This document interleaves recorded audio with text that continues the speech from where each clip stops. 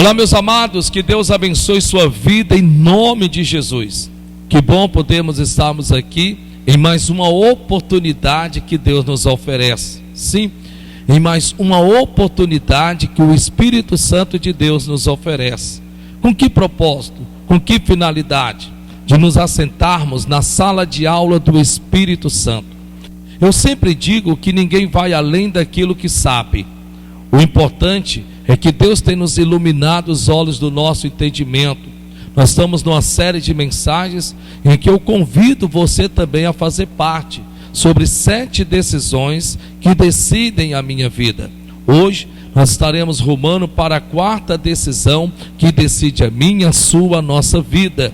Espero no Espírito Santo que ele possa lhe ser bastante simples, que esta mensagem ela possa trazer áreas da sua vida e possa iluminar a luz do seu entendimento, em nome de Jesus. Bom dia, povo de Deus. Em nome de... Vamos aplaudir e glorificar, exaltar, engrandecer e bendizer o nome do nosso Deus, amém? Glória a Deus. Queridos, por gentileza, eu gostaria que você pudesse colocar as suas mãos nos seus ouvidos, por favor, em nome de Jesus.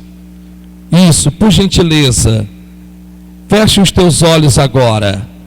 Diga: meu Deus, a fé vem pelo ouvir, e o ouvir a tua palavra. Ensina-nos sobre esta 4ª decisão que precisamos tomar, que decide a nossa vida. A tua palavra diz em que oraram ao Senhor o salmista Davi, Jó, assim dizia: faz, Senhor, dos meus ouvidos como o meu paladar, que provam os alimentos. Fala comigo, Senhor, porque o teu servo te ouve. Fala comigo, Senhor, porque o teu servo te ouve. Em nome de Jesus. E aplauda Jesus bem forte. Você já imaginou uma vida sem problema? Teria coisa melhor? Para pensar. Pensa comigo. Tudo que você faz, tudo, em qualquer direção, seja ela qual for, você faz com que intenção? Você faz com a intenção de, para si mesmo e para as da sua casa, não criar nenhum tipo de problema. É ou não é? Você estuda com que propósito? Para aprender. Mas por meio do aprendizado trazer o que? Resultados. Então você estudando, você está tentando evitar o que? Um problema. Você então agora vai educar, ensinar os seus filhos. Você está ensinando e educando com que propósito? Com que finalidade? Evitar problemas. Tudo que nós façamos, seja em que direção que for, pare para pensar. Nós sempre estamos tentando fazer para quê? Para evitarmos problemas. Para pensar, uma vida sem problema. Uma vida sem problema. Por exemplo, já imaginou? De repente você agora pode comer tudo. Tudo, seja lá o que quer que seja, você pode comer tudo. E nesse pensamento de que você pode comer tudo, você não vai comer tudo porque você quer adoecer. Você não vai comer tudo porque você quer ter um problema de saúde. Não é verdade? Claro que não. É impressionante se dizer em que, se humanamente falando, nós pudéssemos evitarmos os problemas, teria coisa melhor? Para pensar. Pensa um pouco comigo, uma vida sem problema. Todos os finais de ano, para a glória de Deus, nós renovamos as nossas esperanças. É assim ou não é? Todo final de ano, não, esse ano que vem vai ser melhor do que esse ano que está passando. Nós sempre renovamos a nossa esperança.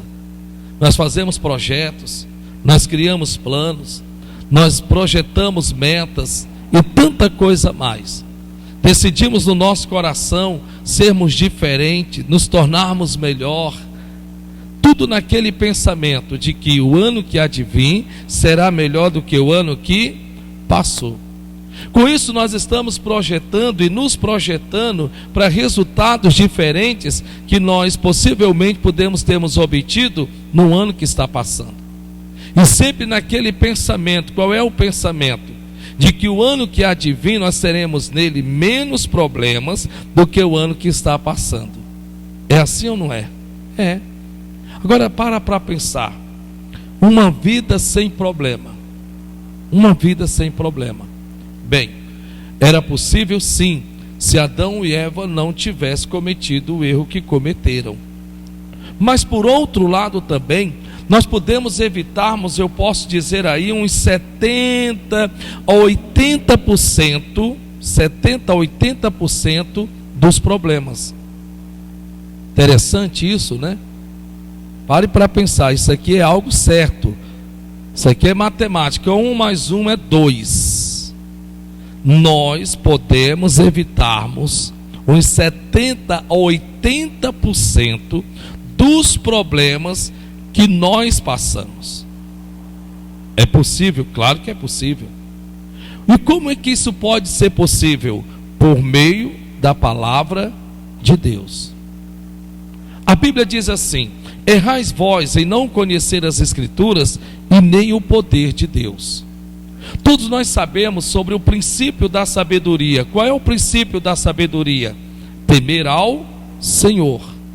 E o que é a sabedoria? A sabedoria é a capacidade de perceber as diferenças e saber lidar entre elas. Quando você começa a entender que nós temos o manual do Criador, e esse manual do Criador, ele nos foi dado com que intenção? Será que somente nos levarmos ao céu? Será que simplesmente para o perdão dos nossos pecados e voltarmos a pecarmos de novo? É interessante que o manual do Criador nos foi dado justamente para que saibamos coordenarmos bem os nossos passos. E se nós soubermos coordenarmos bem os nossos passos, com certeza nós evitaremos de 70% a 80% dos problemas. Isso é certo. Isso é certo. O que eu estou lhe dizendo é certo e é possível sim. E em todas as áreas, isso aqui não é algo fictício, sabe, algo que, nossa, olha só, louvado seja Deus. Não, palavra de Deus, é Bíblia, é palavra de Deus. É impressionante se dizer que nós estamos justamente aprendendo sobre esta quarta decisão, sobre a capacidade de evitarmos ou lidarmos com os problemas. Bem, o bem da verdade é que nós estamos a passos curtos, porque quem nos ensinou sobre este nome chamado problema? Quem nos ensinou sobre isso? Como eu disse anteriormente, no domingo passado, quando começamos a quarta decisão, para a glória de Deus, louvado seja o nome do Senhor Jesus, há 26 anos atrás, 25, 26 anos atrás, eu estava atravessando um momento muito difícil, nada fácil. Não era em relação a pecados, não, graças a Deus não, mas eram problemas. Mas tantos problemas, sabe, que eu nunca esqueci daquele dito mês de setembro, que ainda me lembro como que verdadeiramente era esse mês. Mas eram tamanhos problemas que eu me dispus no coração a jejuar e orar ao Senhor durante 3 dias e 3 noites. Adentrei dentro da igreja e ali dentro eu fiquei durante 3 dias e 3 noites em jejum. Tudo o que eu queria era verdadeiramente vencer aqueles problemas. Tudo o que eu queria. A minha intenção no meu coração era justamente Senhor, livra-me desses problemas. Livra-me desses problemas. Até que então, para a glória de Deus, Deus levou-me ao entendimento que se tornou-se muito mais fácil e prático lidar com problemas. Primeiro eu quero que você entenda que o problema é algo interessante. O problema é algo muito interessante e instigante. Por quê? Porque o problema tem a capacidade de me resistir. De resistir você.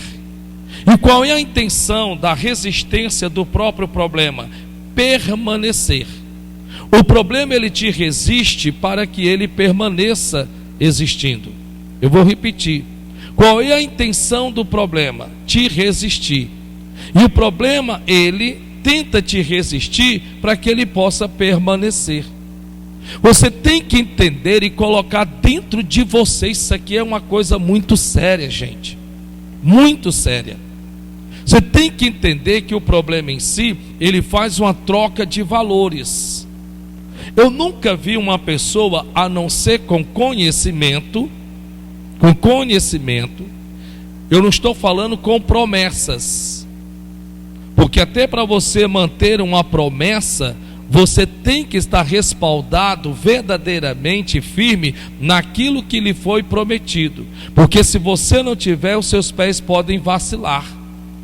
Você pode ser tomado pelo problema, seja em que área que for, porque como eu lhe disse, eu não vou estar perdendo tempo enumerando na área tal, na área tal, na área tal, porque tudo se resume a problema.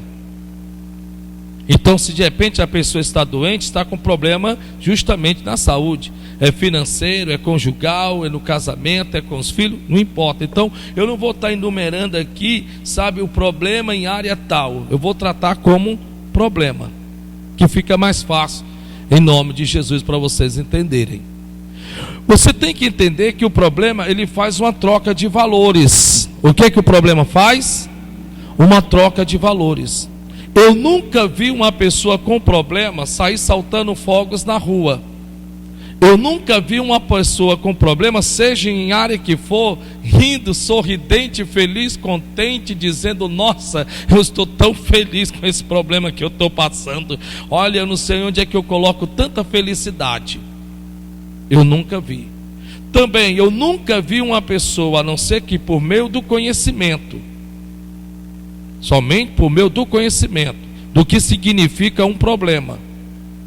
Também eu nunca vi uma pessoa com problema motivado a resolvê-lo.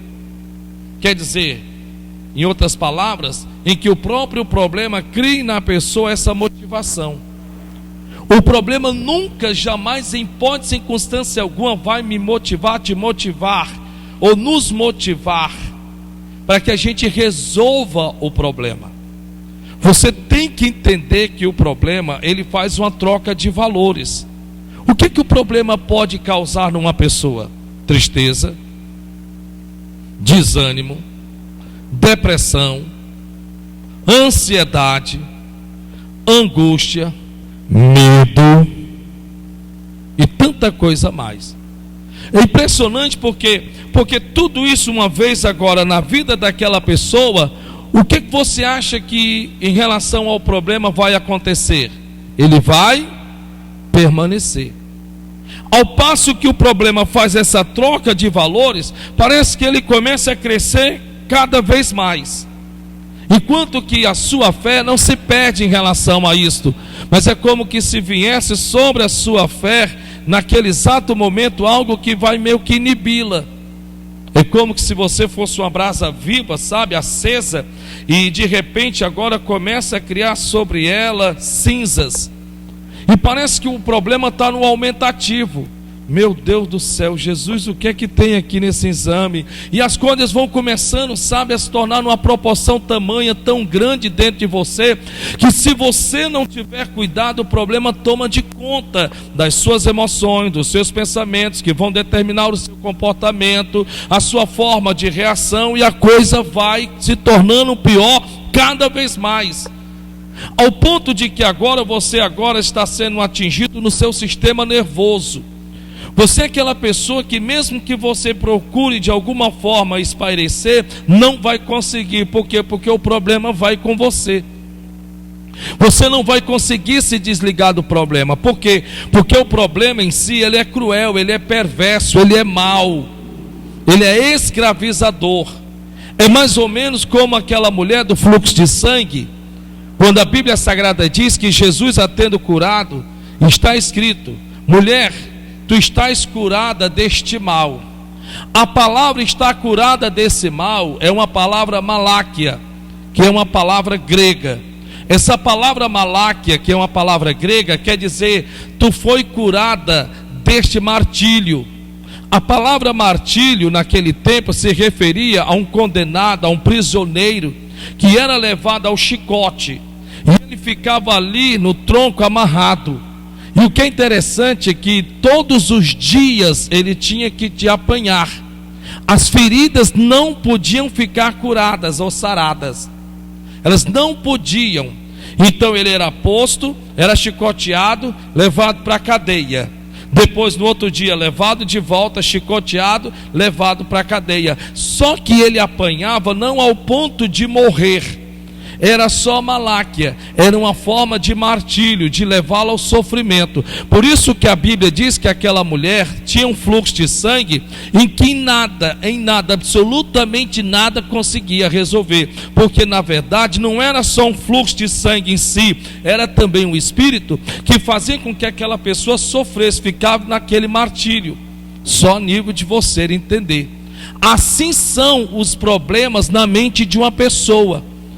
Não consegue se livrar, a pessoa fica atormentada, a pessoa fica maláquia, fica naquele sofrimento, fica naquele tormento, fica naquela ansiedade, fica naquela angústia, sabe? Fica naquele desespero, e de repente agora, meu Deus, o que é que eu vou fazer? E aquele problema vai tomando de conta numa proporção tamanha dentro da pessoa, que ele vai crescendo em extremo. Ele vai crescendo em extremo. Irmãos, escute, porque isso aqui é muito sério. Você usa o nome de Jesus, louvado seja Deus. Você é de Deus, louvado seja Deus. Amém, Jesus. Mas você tem que entender, biblicamente falando, em que o inimigo, o diabo, ele é um dos maiores criadores de problemas. Mas nós não perdemos muito para ele, não. Porque existem os problemas que o infeliz nos causa. Ele não nos força, ele simplesmente nos proporciona. Ele somente nos oferece. Ele traz uma proposta aparentemente boa, mas ele não nos mostra a consequência por detrás. Mas existem problemas que nós criamos. Então nós estamos aprendendo sobre essa quarta decisão, que é justamente sobre evitarmos ou lidarmos com problemas. Aqui no livro de Jó, capítulo de número 5, no versículo de número 6, a Bíblia diz assim: esta foi a resposta que o Senhor me deu naquele dia, que muito me fez sentir-me feliz para a glória de Deus até hoje, e Deus sabe e é verdade. Está escrito assim: porque do pó, do nada, porque do pó não procede a aflição. Diga comigo: o problema não surge do nada. Mais uma vez, de novo. Meu Deus, por que eu estou passando por isso, meu Deus? Você já viu pessoas assim? Meu Deus, por que eu estou passando por isso, meu Deus? Por que está acontecendo isso, meu Deus? Você já viu pessoas indo até a Deus com essa pergunta? E Deus ficar em silêncio? Quando ele não fica em silêncio, ele usa o altar para de alguma forma tentar ver se abre os nossos olhos. Mas às vezes é interessante, sabe por quê?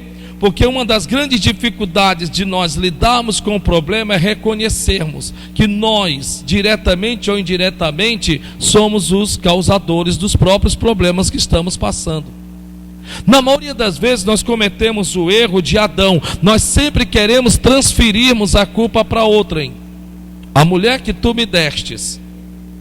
É como que se nós, sabe, daquele exato momento nos livrássemos das nossas decisões que decidem a nossa vida. Porque nós já sabemos que a vida, ela na verdade é tomada por decisões. É interessante porque veja que a Bíblia diz: porque do pó não procede a aflição. Então a aflição, os problemas não vêm do nada, não surgem do nada. Essa luta que você tem com seu filho, essa luta que você tem com a sua filha, essa luta que você está financeira, essa luta que você tem conjugal, essa luta que você tem com o seu corpo doente, saúde doente, toda essa luta que você está passando hoje não veio do nada, não foi do estralar de dedo. Não foi, não surgiu do nada, do de repente, ou que seja lá ela que área que for, teve um princípio, teve um começo. Talvez um princípio de fumaça que você não atentou, não averigou, não analisou. Então todo e qualquer problema, ou toda e qualquer aflição que nós possamos passarmos não surge do nada, não vem do nada. Então de repente eu estava ali com aqueles problemas e Deus começou a me dizer: calma rapaz, tenha calma, espera ainda, você tem que entender uma coisa. Você tem que entender que essa aflição, esse problema que você está passando não veio do pó, não surgiu do nada. Isso começa a trabalhar dentro de você, que você começa a abrir os olhos, sabe? E começa a entender as coisas, porque olha só, porque do pó não procede a aflição, nem da terra brota o trabalho. Eu posso passar a minha vida toda olhando para a terra e começar a desejar que ela me favoreça. Eu posso olhar para ela e dizer assim: nossa, ela vai me favorecer, ela vai me beneficiar, ela vai me recompensar, porque eu sou de Deus. E o que vai acontecer? Vai acontecer que dela não procede o trabalho. Em outras palavras, o resultado. Se eu não for até ela, se eu não arregaçar a manga, se eu não partir para cima, se eu não pagar o preço, não adianta eu simplesmente almejar, desejar, porque a coisa não vai acontecer. É mais ou menos o que depois Salomão vai querer dizer sobre o preguiçoso, que muito da terra deseja e não obtém nada. Está na Bíblia. O apóstolo Paulo, ele vai dizer assim: se não quer trabalhar, não coma. Isso no Novo Testamento. Se não quer pagar o preço, não coma. É mais ou menos em relação a trabalhar. Vamos lá, preste bem atenção. Eu quero que você entenda que trabalho não é só você sair de casa ou trabalhar numa empresa ou em quer que seja, onde quer que for. Você trabalha quando estuda. É o seu trabalho. É o seu trabalho. Assim como um trabalhador que sai para trabalhar numa empresa e sai para obter bom êxito, você também sai da sua casa para estudar para obter bom êxito. É o seu trabalho. O que é trabalho? Trabalho é tudo aquilo que te traz benefício, que ocupa o teu tempo. Isso é trabalho. Trabalho é todo o benefício que você ocupa o teu tempo, que te traz benefício. Então isso é trabalho. Agora, claro, que vai diferenciar em relação a benefício sobre aquilo que você decidiu trabalhar. Então de repente você é essa pessoa. Então veja que não se adianta, é como que se chegasse no tempo da prova do Enem e você recorresse a Deus para que Deus iluminasse os olhos do seu entendimento para você obter as melhores notas. Porém, interessante que Deus vai olhar para você e vai lhe perguntar: espera ainda, servo, eu não te vi estudando, eu não te vi trabalhando. Trabalho ocupa o teu tempo. Trabalho ocupa o seu tempo, diretamente, indiretamente vai ocupar o seu tempo. E de repente ele vai olhar para você e vai te perguntar: espera, mas eu não te vi estudando. Como é que você quer que eu faça com que você obtenha o resultado do seu trabalho, se você não está arando a sua terra, se você não está cultivando a sua terra, se você não está trabalhando nela? Então de repente você é aquela pessoa em que você ainda não entendeu que o maior preço por quem você quer se tornar, quem tem que pagar é você. Eu vou repetir: o maior preço por quem você quer se tornar, quem tem que pagar é você. É você. Porque em outras palavras, o máximo que os teus pais podem fazer em você é investir. Mas eles não vão conseguir colocar o conhecimento dentro de você se você não se dispor a aprender. E a coisa vai mais longe do que isso. Então você veja, porque do pó não procede a aflição, nem da terra brota o trabalho, o resultado. E aí olha só o que é que ele vai dizer logo após no versículo de número 7. Mas o homem nasce para a tribulação. Mas o homem nasce para quê, pessoal? Para a tribulação. Então preste atenção, olhe para cá. Vamos aqui, preste atenção. Então você está com problema.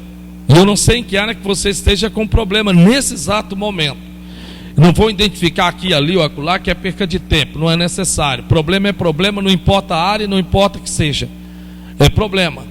Então você está passando por um problema. E de repente você está meio que perdido dentro dela, como que se você tivesse naquele pensamento de que só você tem problema, porque o problema tem essa capacidade, que só você está com problema. O mundo inteiro à sua volta parece que é perfeito, e só você é o patinho feio na história. Parece que é só você que está com problema conjugal, parece que é só você que está com problema sentimental, parece que é só você que tem um problema pessoal, interpessoal, emocional e tanta coisa mais. Porque o problema, ele tenta te isolar naquele pensamento do diminutivo que só você tem problema. Para os que não são cristãos, eles não vão ter meio que em quem colocar a culpa. Eles vão aceitar o problema. Mas para quem é cristão, dentro de um problema, corre-se um sério risco. E qual é o risco? Bem, está lá escrito no livro de Jó: e culpará ao seu Deus, e amaldiçoará ao seu rei, por causa do seu problema. Eu vou repetir o versículo. Olha o que Jó diz: e amaldiçoará ao seu Deus. Tem tradução que diz: e culpará ao seu Deus, e amaldiçoará o seu rei, por causa do seu problema. Interessante, né? Já o cristão, diferente do ímpio, o ímpio na verdade sempre vai tentar colocar a culpa em outrem, talvez no governo, talvez em outras pessoas. O crente não. O problema vai tomando tamanha proporção que ele vai agora colocar a culpa em quem? Em Deus. E ele acha pouco, porque ele vai procurar outro a quem ele possa culpar. No caso, o rei. Pessoas que estão posicionalmente mais elevadas do que ele. Com isso, essa pessoa, por não saber do que está escrito na palavra de Deus, o problema vai cada vez mais tomando uma dimensão. Tem uns que são levados verdadeiramente a dar meia volta. Você já se perguntou, vamos aqui, preste bem atenção: será que não existiria outro caminho para Israel adentrar a terra prometida, que não precisasse passar por Jericó? Pare para pensar. Pensa comigo. Deixa eu te fazer uma pergunta. De repente você vem de Fortaleza. Tem ou não tem como você ir para Farias Brito sem precisar passar por Juazeiro? Tem ou não tem? Você vem de Fortaleza para Farias Brito. Tem ou não tem como você ir para Farias Brito evitando Juazeiro? A pergunta é: será que não tinha como adentrar a terra prometida evitando Jericó? Claro que tinha. Quando você olha no mapa, você vai ver que tinha. Só que Deus ali nos dá uma lição. Você não pode ser essa pessoa que vira e volta, sempre está tentando dar um traço no problema. Você não pode fazer isso. Você não pode. Porque se você ficar fazendo isso, você vai estar dando ao problema uma proporção tamanha, que pode chegar um momento que você mesmo não consiga mais sequer como resolver. E a coisa simplesmente vá de ralo abaixo. Quando Deus, ele agora vai permitir que Israel fique muralha a muralha diante de Jericó, Deus está dando essa lição para mim, está dando essa lição para você. Porque senão depois você vai estar reclamando, achando ruim e reclamando de quê? Se o problema não nasce do nada, não vem do nada, não vem do pó. Então a Bíblia diz: mas o homem nasce para a tribulação, nasce para o problema. Então você para pensar: espera ainda, isso não motiva ninguém, isso faz entristecer o ser humano. Isso não motiva. Onde é que você ouviu alegria aí, pelo amor de Deus, pastor? Porque ficar sabendo de um versículo desse aqui é catastrófico, dá até depressão.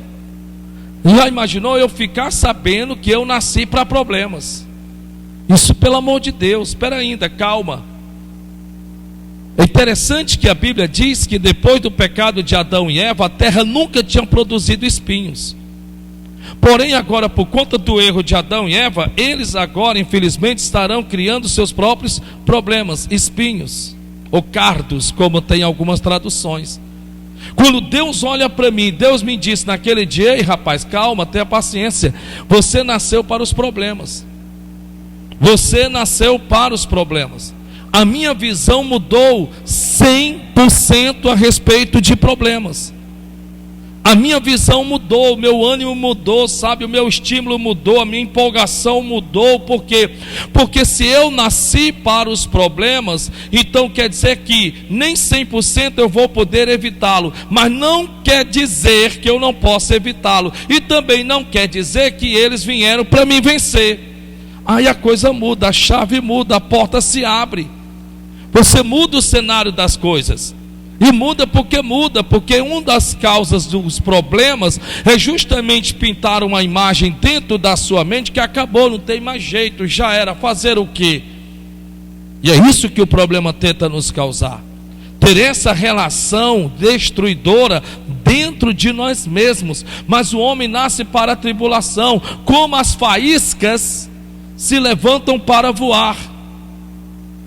Interessante que não tem como você acender uma fogueira ou um carvão, seja como for, e você não ver sair faísca de lá.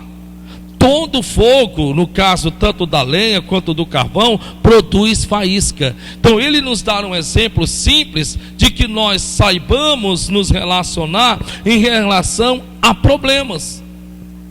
Então o que o Espírito Santo de Deus está querendo lhe ensinar é que a quarta decisão que você precisa tomar verdadeiramente no seu coração é entender que você está com problema? Estou, meu pastor. Que área é? Bem, em tal área, certo? Entenda uma coisa no seu coração. Biblicamente falando, não tem como viver uma vida sem problema. Não tem como. Então largue esse pensamento que você vai ter uma vida, um certo dia, que não vai ter uma gota, um trisco, um pingo de problema.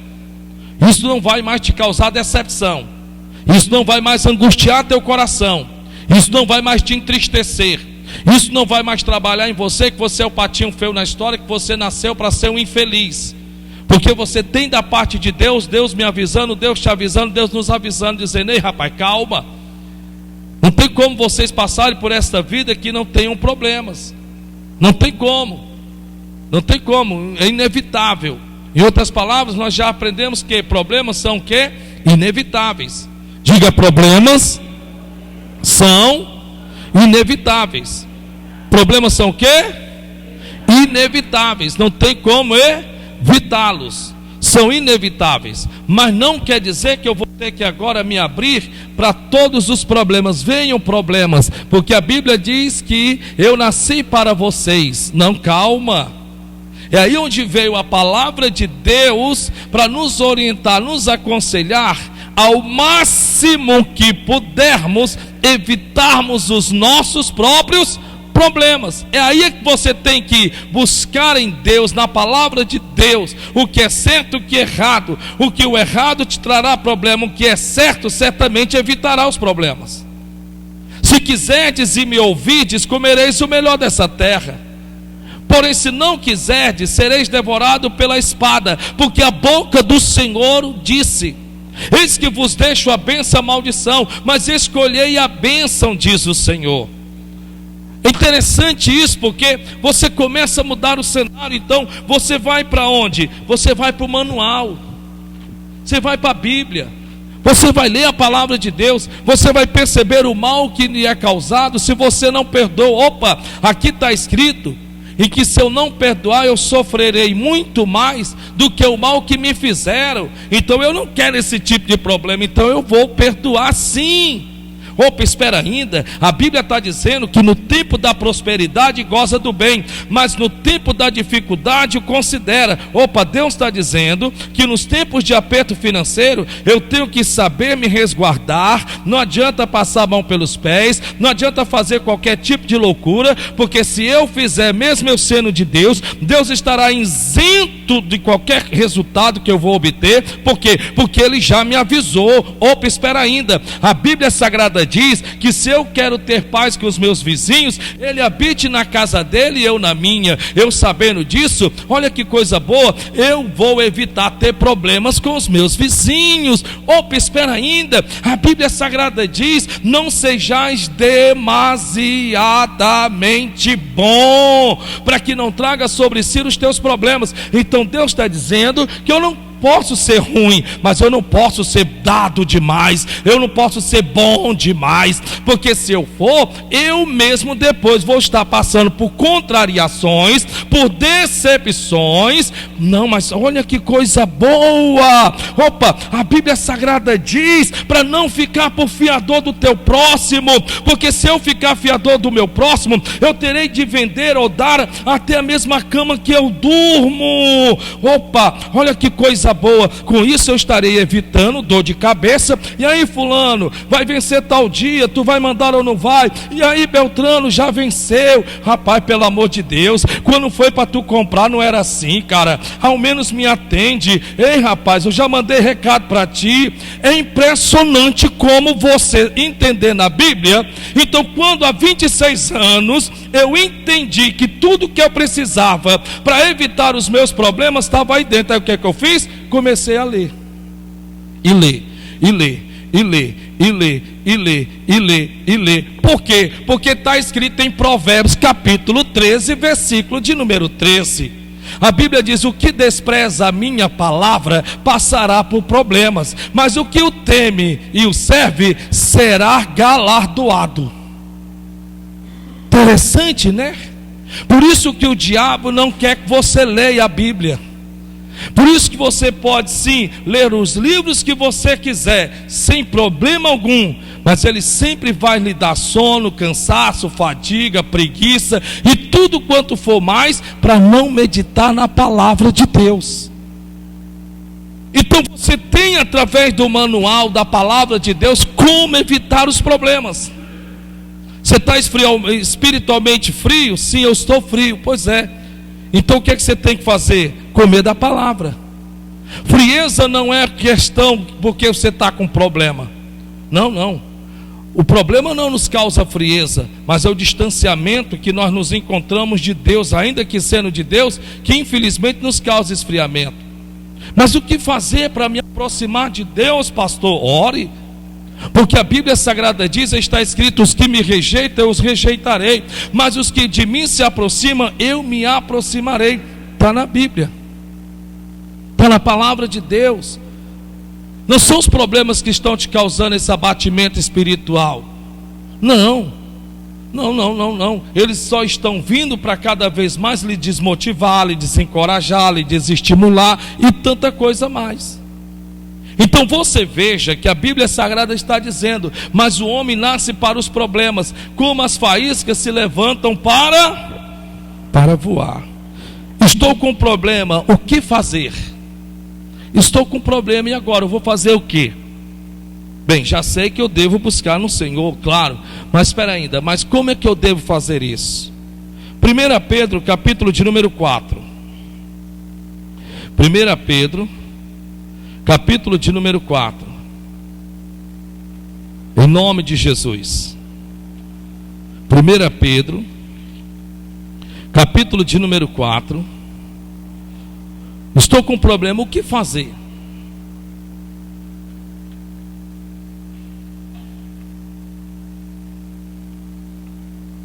Primeira Pedro, capítulo de número 4.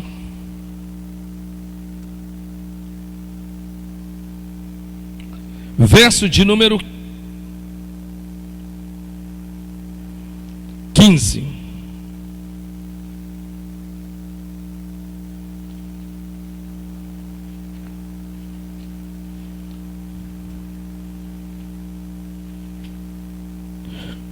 Em nome do Senhor Jesus. Amém?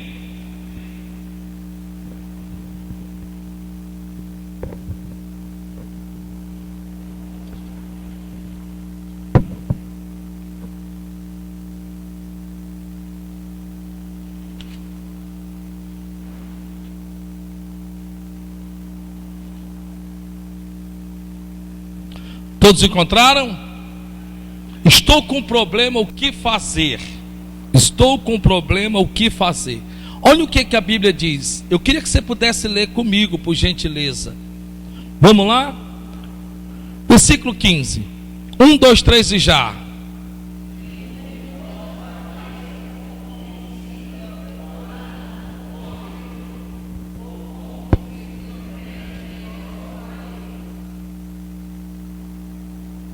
Lê de novo.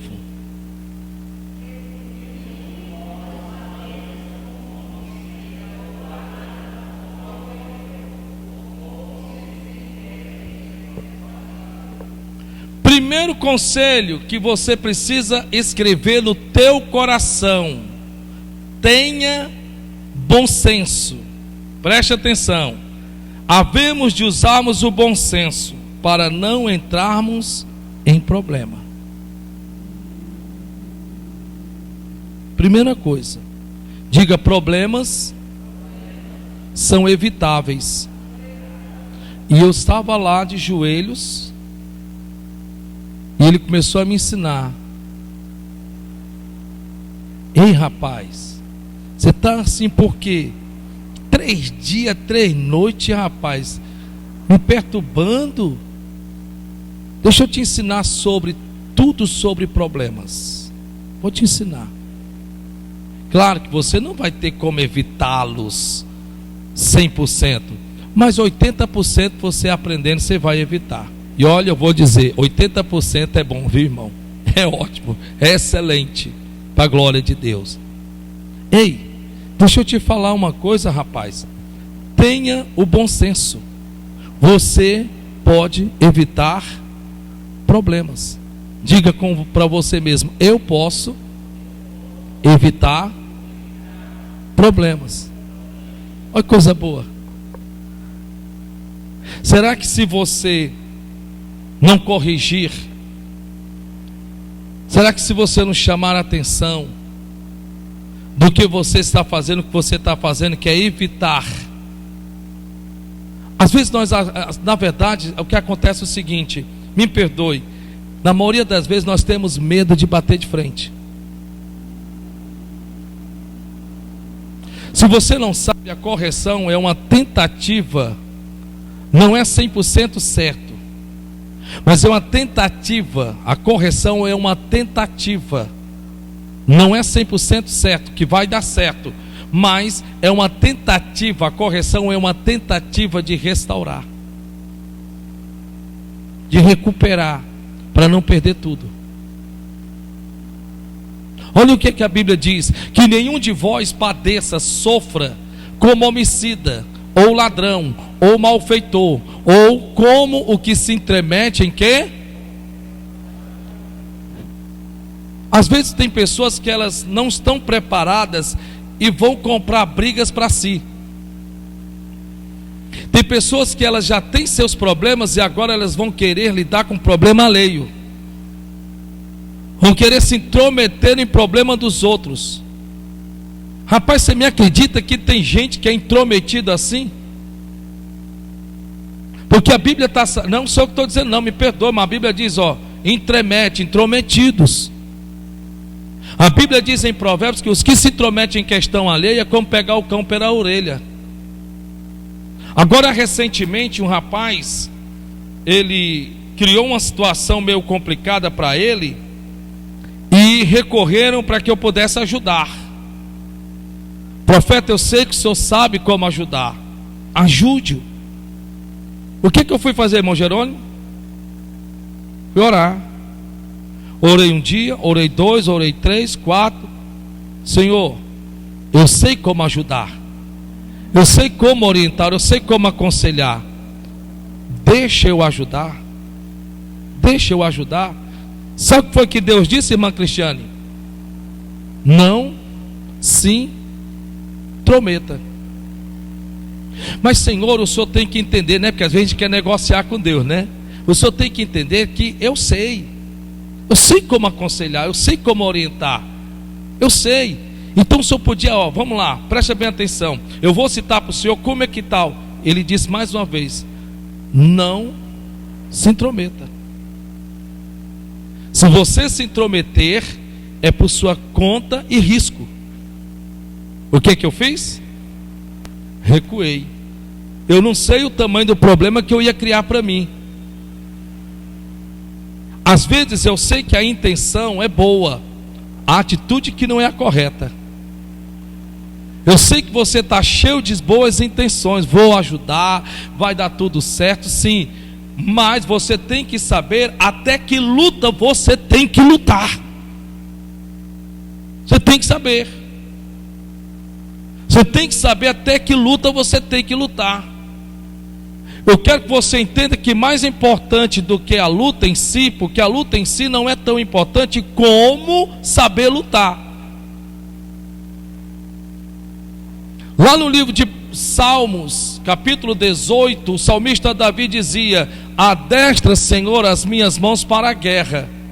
O que ele quer dizer com isso? Está lá escrito no Salmo 18. Ele quer dizer o seguinte: mais importante do que a guerra em si é saber guerrear.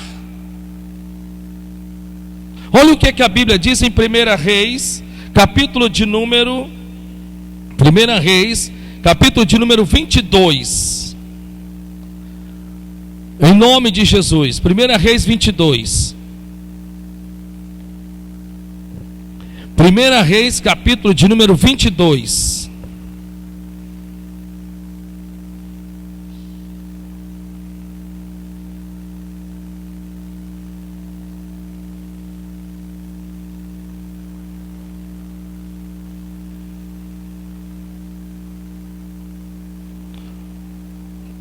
Todos encontraram, amém?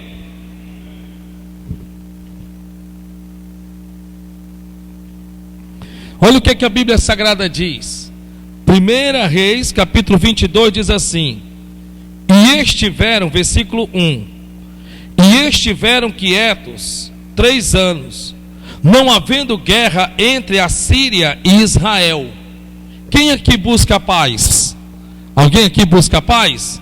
Não, pastor, eu estou buscando é guerra mesmo. Eu quero é guerra, eu quero é luta. Pensa numa pessoa doida por problema, sou eu. Alguém aqui, irmão? Eu não vou nem levantar a mão, que é para não trair mal olhado. Para pensar. Pensa comigo. E estiveram quietos, tranquilos, sossegados 3 anos, não havendo guerra entre a Síria e Israel. Estava tudo muito bem, obrigado. Tudo em paz, tudo tranquilo, tudo sossegado. Sabe como é que é? E aí diz aqui: porém, no 3º ano sucedeu que Josafá, rei de Judá, desceu. Diga comigo, desceu. Interessante que se você olhar no mapa, não tem como ele ter descido, porque para a cidade para onde ele vai no mapa está acima da cidade dele. Interessante, se você vai lá no mapa, a cidade em que ele se encontrava estava aqui embaixo, e a cidade para onde ele ia estava aqui em cima. Isso não é um erro bíblico não, pelo contrário, o que está dizendo é que quando ele desce, ele sai da sua posição espiritual. Preste atenção nisso aqui, em nome de Jesus. Porém, no 3º ano sucedeu que Josafá, rei de Judá, desceu para avistar-se com o rei de Israel. Tem uma tradução que diz aparentar-se. Avistar-se, aparentar-se, que é uma tradução na original, aparentar. Ele estava muito bem, obrigado, estava tranquilo. Eu acho que ele já estava, sabe, naquele pensamento: nossa, está tudo tão em paz, sem nenhum problema. Eu vou já caçar um problema para mim. Sabia que tem gente que é assim? Tem gente que é assim. Tem gente que está tão bem financeiramente, conjugal, seja lá como quer que seja, como for, que o que essa pessoa vai fazer? Ela vai arrumar problemas. Ela vai arrumar problemas. É impressionante, rapaz. Preste atenção. O diabo, ele ajuda a pecar, mas ele não ajuda a esconder. Ele ajuda a pecar, mas não ajuda a esconder, porque ele quer expor, ele quer envergonhar a pessoa, sabe? Ele quer colocar a pessoa na vitrine. É assim que ele se alegra, é assim que ele festeja no sofrimento das pessoas. E aí a Bíblia diz aqui, vamos rapidinho. Porém, no 3º ano sucedeu que Josafá, rei de Judá, desceu para avistar-se ou aparentar-se com o rei de Israel. E o rei de Israel disse aos seus servos: não sabeis vós que Ramote de Gileade é nossa? E nós estamos quietos, sem a tomar da mão do rei da Síria?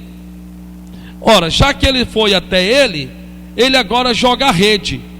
Aí ele diz: não sabeis vós que Ramote de Gileade pertence a nós? Eu estou falando aqui de 2 reinos. Eu estou falando do reino do norte e do reino do sul. E o reino vai até o outro reino, no caso o rei. E quando chega lá, já que ele veio, aí ele então joga a rede. E ele diz: não sabeis vós que Ramote de Gileade é nossa, pertence a nós? E aí ele continua, olha só. Então perguntou a Josafá: irás tu comigo a peleja a Ramó de Gileade? Olhe para o irmão que está do seu lado e diga: o que é que ele tinha a ver com isso?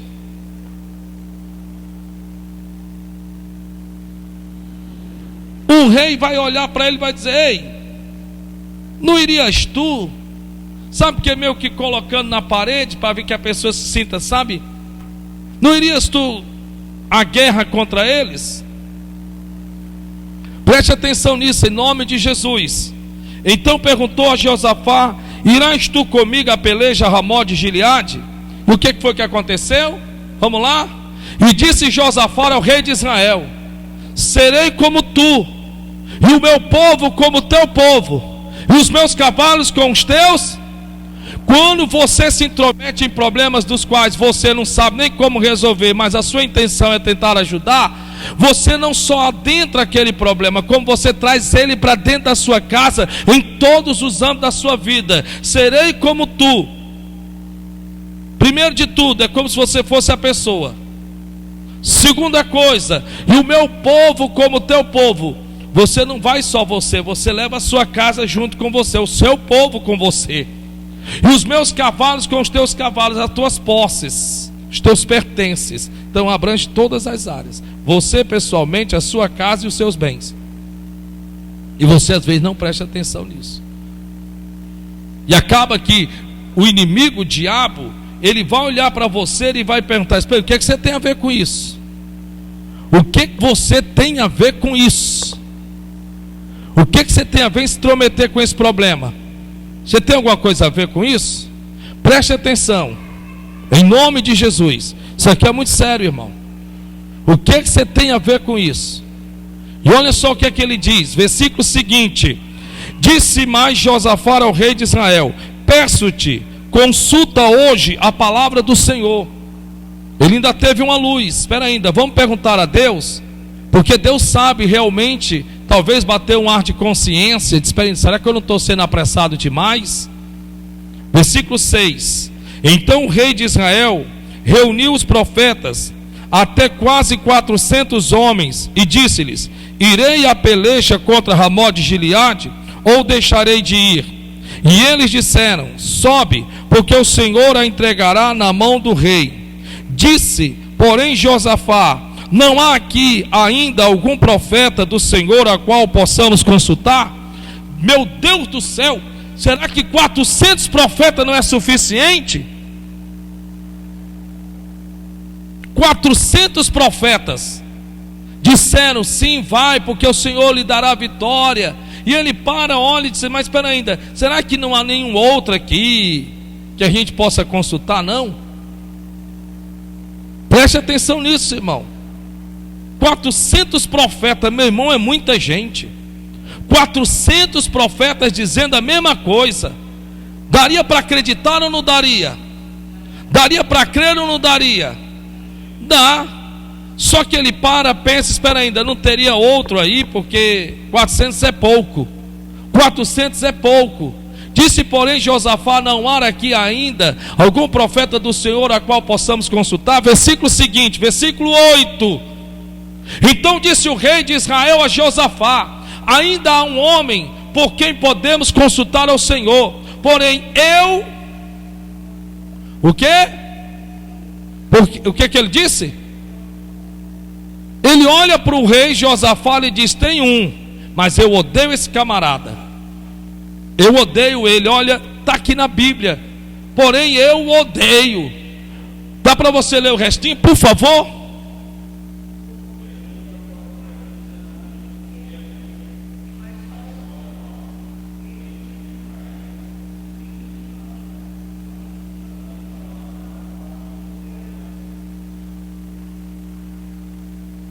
Um dia eu vou lhe trazer uma mensagem que eu nunca ensinei a vocês sobre o disfarce que causa a morte.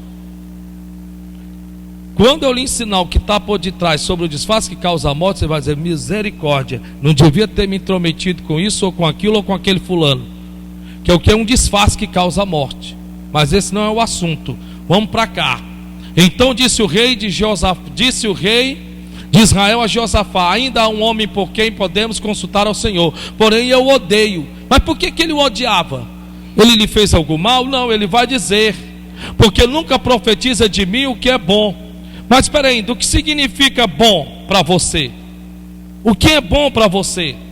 O que é bom para as pessoas que estão no erro? Ser corrigidas?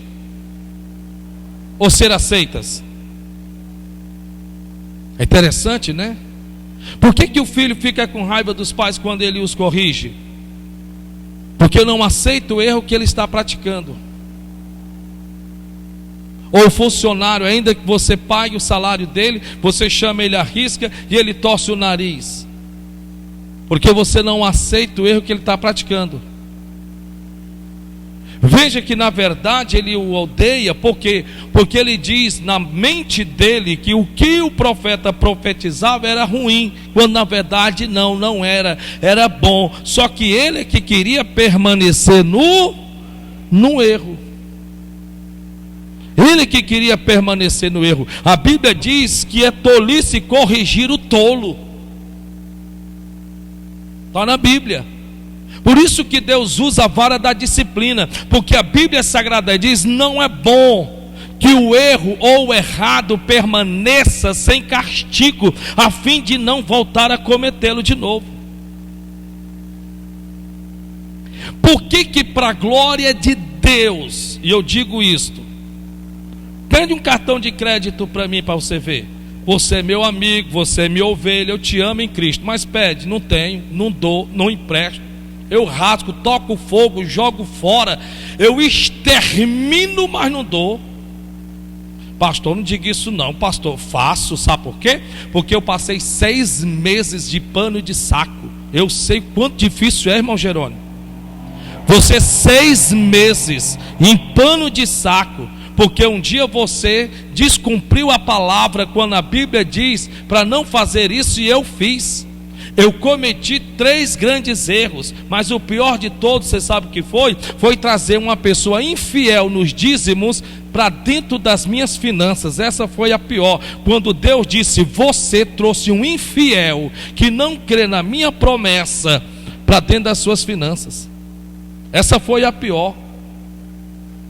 Em outras palavras, Deus permitiu com que eu, infelizmente, criasse para mim aquele problema, mesmo que eu sabendo o que estava escrito. Senti na pele. Você está entendendo o que eu estou dizendo? Senti na pele. Senti na pele.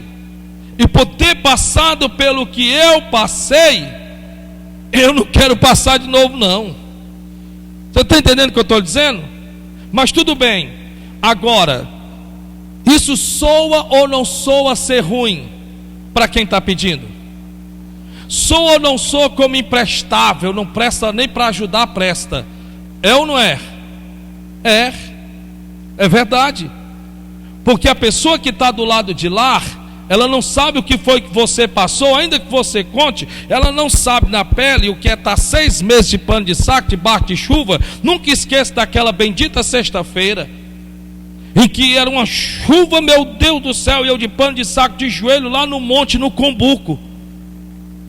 Deus tem misericórdia de mim, e a chuva batendo nas minhas costas, eu lá sozinho, ralando, pedindo a misericórdia, a compaixão de Deus, até que Deus no meu coração disse: você errou, e começou a pontuar os erros do porquê que a minha vida estava financeiramente naquela situação. Eu criei para mim o meu problema, eu permiti que outro criassem para mim aquele problema. Agora você vai ver que ele, no caso o rei de Israel, ele vai dizer, porque ele só profetiza o que é ruim. O errado não gosta de ser corrigido. O errado parece que ele não gosta não, ele odeia ser corrigido. Ele não quer que você o corrija. Porém a correção é necessária, a disciplina é precisa. É necessária, porque senão você infelizmente pode estar proporcionando consequências muito mais avassaladoras do que as que você diante dos teus olhos já está vendo. Então a Bíblia Sagrada está dizendo: este é Miqueias, filho de Elá, e disse Josafá: não fale o rei assim. Ele entrou em defesa do profeta ainda que não conhecesse. E depois você pode continuar a leitura, que você vai ver que o profeta chega para ele, para Acabe, e diz assim: ei, pode ir para a guerra. pode ir. Em outras palavras, acaba falando o que ele quer ouvir e não o que ele precisa escutar. O errado quer que você fale o que ele quer ouvir e não o que ele precisa escutar. Não, mas não pode ser assim. E hoje, com todo respeito, o altar tem se transformado nisso nas igrejas. Hoje, se o profeta, um pastor, chegar no altar e falar pesado, meu irmão, só Deus na misericórdia. Nós tivemos recentemente aqui, quem quiser pode ir lá no YouTube. Nós tivemos recentemente aqui, para mim, uma dentre mensagens mais pesadas que já tivemos, dentre muitas, que foi uma série sobre cravados na cruz. Não tire da cruz os seus velhos atos, velhos comportamentos. Não tire da cruz o seu velho eu lá, para poder você aos poucos voltar a ser quem você era. E eu ainda adverti, gente, eu só vou dar esse ensinamento porque Deus mandou. Mas eu sei que depois desse ensinamento, muitos vão se sentir-se tão assim, que vão preferir. Avisei ou não avisei? Avisei, falei. Eu falei claramente que o inimigo ele tem se modernizado tanto, mas tanto. Passou tempo, mas se modernizou. Hoje se troca o cigarro por tal de uma maconha eletrônica. Aquilo é maconha, irmão. Não, mas hoje se troca a cerveja com álcool por a sem álcool. Tudo o inimigo trabalha na mente, sabe? Uma forma, hoje você não vai mais lá para poder acessar pornografia, já tem as séries. O inimigo ele está se modernizando, ele está fazendo meios, maneiras e forma para tentar fazer com que o pecado não pareça ser pecado, com que o errado não pareça ser errado, sabe? Me perdoe, mas se eu estiver errado, mas eu acredito que biblicamente falando não, porque o inimigo, o diabo, está exatamente nessa situação. Então, primeiro conselho, havemos de usarmos do bom senso para não entrarmos em problema. Diga aí, use o bom senso. Diga para o irmão, use o bom senso. Use o bom senso. Não entre numa batalha se você, espiritualmente falando, não está 100%. Faz isso não. Não faz isso não.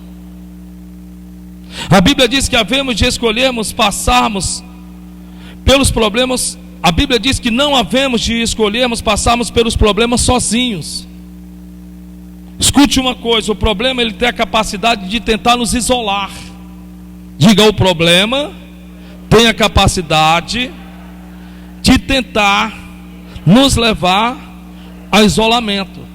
Não tente, não vale esse pensamento, sabe? De que, sabe de uma coisa, não. Tem problemas que você, claro, consegue resolver sozinhos, tranquilo e sossegado, numa boa. Mas lembre-se, eu estou lhe dizendo, biblicamente falando, todos os que dentro há problemas tentaram se isolar, o diabo quase que lhe ceifava a vida. Elias foi um homem que adentra um problema, uma ameaça de uma possível morte no outro dia, se isolou e quase que morre, quase que desce. Não tente se isolar. Você está com problema? Estou com problema. Qual é o seu problema? O meu problema é porque eu não estou conseguindo me libertar-me de um vício. O meu problema é porque eu estou com problema no casamento. O meu problema é que eu estou com problema e não importa, é financeiro, seja qual for. Não se isole. Não se isole. Porque dentro deste seu ar de isolamento, você não vai saber como lidar com o problema, porque ele vai ganhar uma proporção tamanha dentro de você, que você corre o risco de buscar ajuda em pessoas erradas. Cuidado. A Bíblia diz que havemos de buscarmos ajuda em mentores que já atravessaram por problemas que podemos estarmos passando. Procure pessoas que ou possivelmente já passou pelos mesmos problemas que você está passando, ou que mesmo que não tenha passado, mas que tenha o conhecimento e entendimento de lhe dar uma luz do que você precisa fazer para resolver. É importante isto, porque senão muitas vezes você também corre o risco de buscar ajuda em pessoas desinformadas. Olha, se eu fosse você, faria isso. Primeiro, se você fosse eu, você não me diria nada, você estaria buscando conselho. Cuidado com isso. Às vezes você vai buscar conselhos na área sentimental para uma pessoa em que essa pessoa ainda nem perdoou o relacionamento passado, e aí você vai encontrar um coração amargo, e a Bíblia diz que de um coração amargo até as palavras é fel. Está na Bíblia. Está na Bíblia.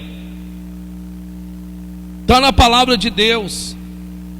Eu conheci uma pessoa que quando alguém ia se casar, e essa pessoa chegava feliz da vida, alegre, contente, com o anel de aliança de noivado, e a pessoa olhava e diante de Deus, eu estou no altar e é verdade. E a pessoa quando olhava para a aliança e via que era noivado, dizia assim: vai tu noivou, vixe, se amaldiçoou, casamento não presta. Casamento não presta.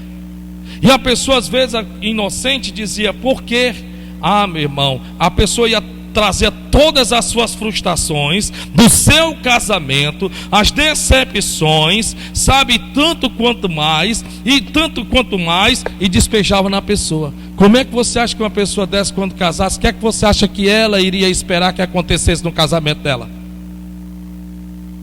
Para pensar. Se Davi se deixa levar por Saul, ele nunca jamais teria se visto capaz de derrubar Golias. Não busque conselhos em pessoas que não têm nem para si. Não faça isso, porque você corre um sério risco de se despedaçar.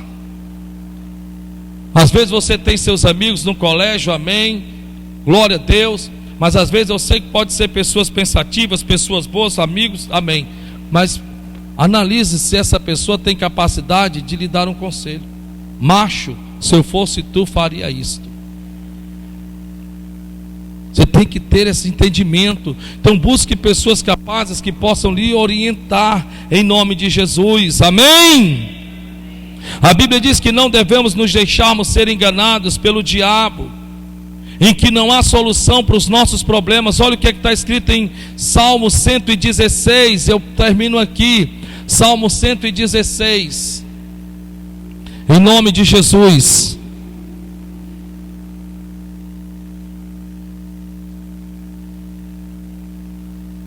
Salmos capítulo 116,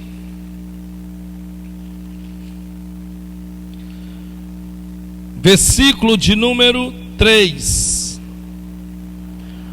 está escrito: os cordéis de morte me cercaram, e angústias do inferno se apoderaram de mim. Tem coisa pior do que isso, meu irmão? Ele está comparando problemas que ele está passando como se fosse morte, algo, sabe, sentenciado. Os cordéis da morte me cercaram, e angústias do inferno se apoderaram de mim. Encontrei aperto e tristeza.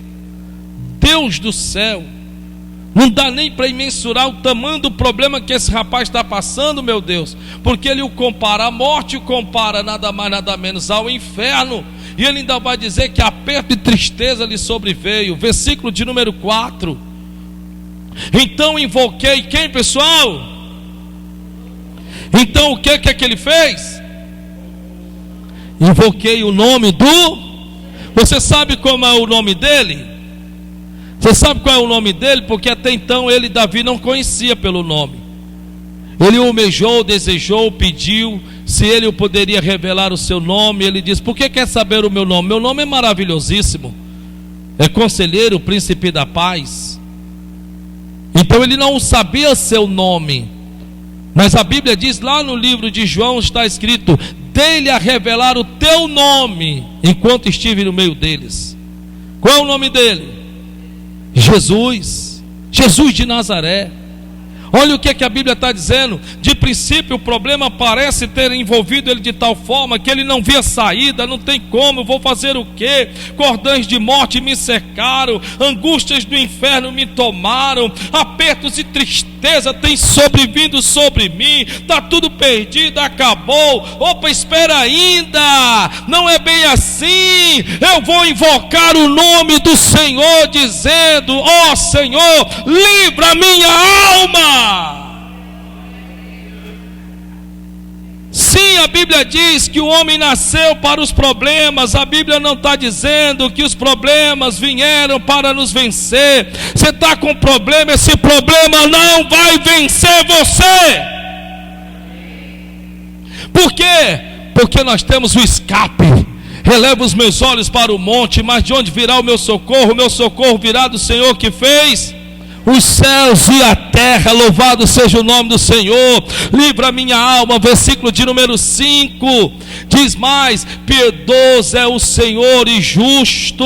Meu Deus, me perdoa, não era para me ter feito isso, não era para me ter falado aquilo. Depois que eu falei aquilo, olha a situação que se gerou dentro da família. Me perdoe, Senhor, o Senhor é piedoso, o Senhor é misericordioso. Eu não nasci pronto, eu ainda estou no processo de formação. O Senhor sabe que cada passo que eu dou, nem sei entrar, nem sei sair. Então você vai diante do Senhor. Piedoso é o Senhor e justo. O nosso Deus tem misericórdia de mim, ó Deus. Tem misericórdia, Senhor.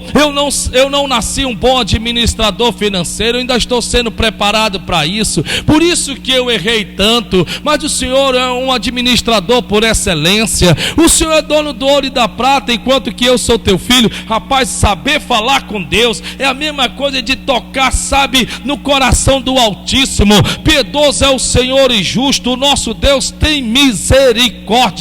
O problema te condena, o problema te aponta, o problema te enfraquece, o problema coloca você rente com o chão, mas Deus é misericordioso, porque Deus sabe que se nós tivéssemos tido outra vida fora essa, nós então poderíamos trazermos da outra vida passada uma lista do que não deveríamos fazer para não causar os nossos problemas, mas nós não tivemos uma vida fora esta. Então é inevitável que atitudes e comportamentos, palavra, ou porque é omissão ou não, criar para mim os meus problemas. Então eu vou até a Deus e diz: Deus, tem misericórdia, eu não tive outra vida fora esta, eu cometi um erro e vou cometer outros, mas eu estou aqui para reconhecer. Me ajuda, Senhor.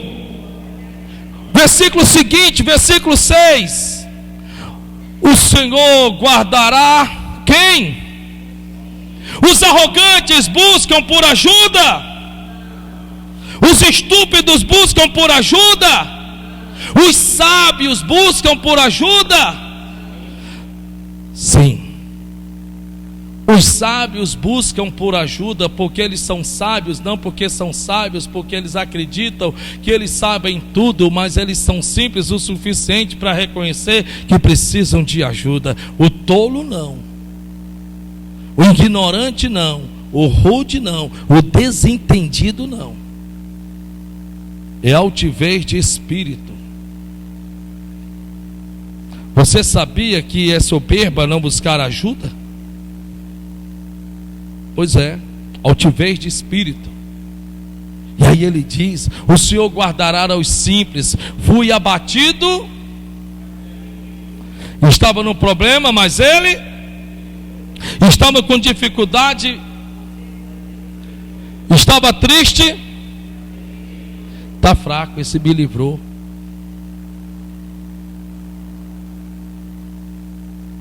Ó Deus, direi do teu nome: tu és o meu Deus, a minha força e a minha fortaleza, o meu refúgio, o meu lugar forte, em quem eu confio. Tu és quem me guarda na entrada e da minha saída. Os meus pés vacilam, ainda que ao sol do meio-dia. Os meus olhos não conseguem ver o meu amanhã, nem minhas mãos conseguem mais sequer sustentar de pé as minhas obras. Mas tu, ó Senhor, estás sobre a minha cabeça. Em ti está toda a proteção. Tu és quem guarda, tu és quem protege, tu és quem defende. Tu abre as portas para que ninguém possa fechar, mas fecha as portas para que ninguém possa abrir. Ajuda-me, ó Deus, trilha os meus caminhos nos teus caminhos, faz temer o teu nome, escreve as tuas palavras no meu coração. Perdoa a minha estupidez, a minha arrogância, a minha ignorância, porque eu, Senhor, sim, eu sou pó, tu és Deus, e eu sou como o dia que passou, que não volta mais. Olha que coisa boa. Mas eu confiarei em ti, Senhor. Ainda que os meus ossos desçam ao seio da terra, eu confiarei em ti, Senhor. Ainda que me cerque um exército e me tire as forças e o meu ânimo, eu confiarei em ti, Senhor. Senta-te, ó Deus, no teu trono, rege com teu cetro de justiça. Olhas e vê, porque os ouvidos, meu Deus, são atentos, inclinados estão em minha boca. Vê, Senhor, porque procuram a minha que quer dizer, procuram-me o meu mal, intentam-me contra mim. Pagam-me com mal o bem que lhe tenho feito, e a quem eu não tenho feito mal nenhum. Tu sabes, Senhor, que eu sou o ser mais improvável para as vitórias, porque ninguém espera com que eu vença, mas tu, Senhor, serás exaltado na minha vitória. Tu, ó Senhor, serás glorificado, porque dirão como disseram nos tempos passados: verdadeiramente o Senhor está com ele. Oh glória! Olha para o irmão, oh glória a Deus. Olha para o irmão que está do seu lado e diga: é só falar com Deus assim, meu irmão.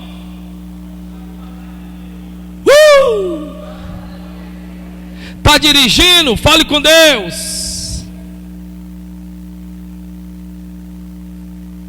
Vai viajar? Põe um louvor. Não, um fundo musical, 30 minutos. Gente, nós vamos começar a orar agora. Só não pode fechar os olhos quem está dirigindo. Ou então faça como eu faço quando eu viajo, que a Tiziana sabe. Eu coloco ali um fundo de 1 hora e vamos orando. Eu só não fecho os olhos, porque perto está o Senhor daqueles que lhe buscam, e atento estar a todas as suas orações, e de nada tem falta aqueles que buscam a sua face. Louvado seja o nome do Senhor. A Deus seja louvado e glorificado, exaltado, engrandecido. Vai louvando a Deus aí, meu irmão. Vai glorificando a Deus aí, minha irmã. Deus está falando com você nesta manhã, para a glória de Deus. O Senhor guardará os simples, a simplicidade em você. Simples não no vestir, porque às vezes você se veste de forma muito simples, mas o seu coração é altivo. Ó Senhor, o Senhor guarda os simples. Fui abatido, mas Ele... Versículo de número 7. Eu vou encerrar aqui agora, em nome de Jesus. Versículo 7. Volta minha alma, volta minha alegria. Volta minha alegria.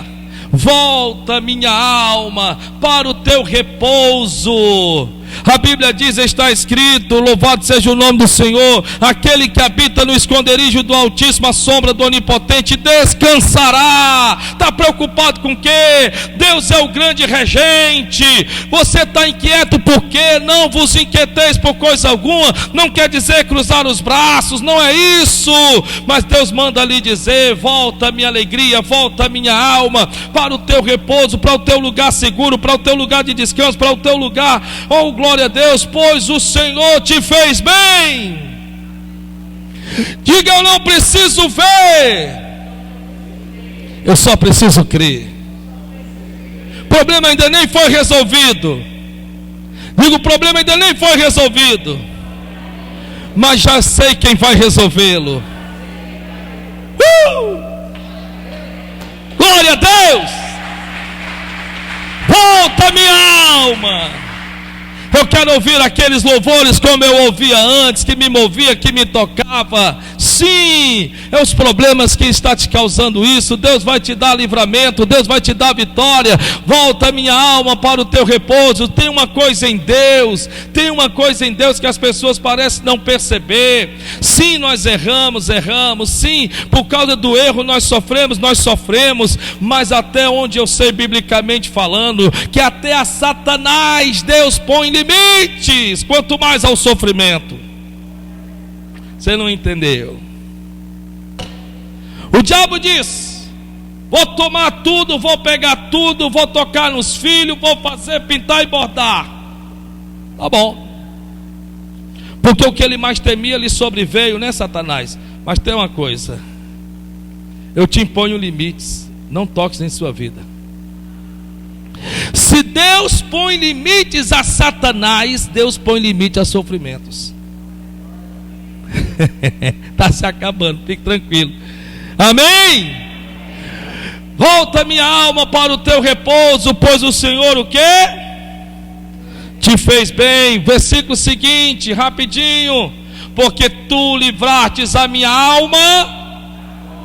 Parece que não tinha jeito, parece que, sabe, era uma coisa que não tinha mais jeito. Ele dar exemplo de coisas que é como se dissesse: é inevitável, não tem como. Se Deus pode livrar-nos da morte, quanto mais de qualquer outro problema, seja ele lá qual for. Claro que ele está dando um exemplo como se fosse algo que não tivesse jeito, não tivesse saída. É isso que você tem que entender. Porque tu livraste a minha alma da morte, os meus olhos.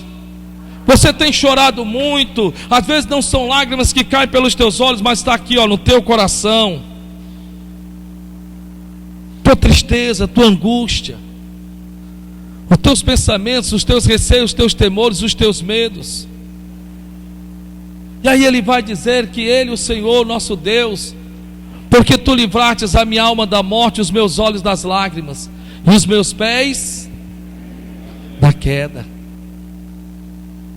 Versículo seguinte, para a glória de Deus: andarei perante a face do Senhor na terra dos viventes. Por que ele está dizendo isso? Porque muitos que quando a coisa aperta, o que é que essas pessoas elas acabam querendo?